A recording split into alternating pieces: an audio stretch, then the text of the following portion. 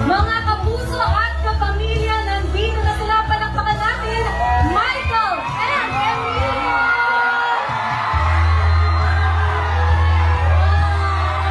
Welcome to the outside world!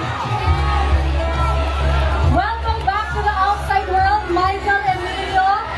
You boys made us so proud sa inyong stay sa bahay ni Kuya. Ano yung sa tingin niyo pinaka-importanteng aral na babaon niyo dito sa outside world? Thank you again for that question. I think ang pinaka-importanteng aral na nakuha ko dito sa bahay ni Kuya ay maging mabuting tao. Yun talaga, Ate Bianca. Just be good and it'll all come back to you one way.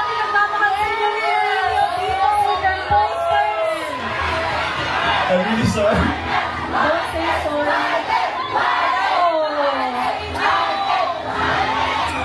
I love you guys. I love you all so much.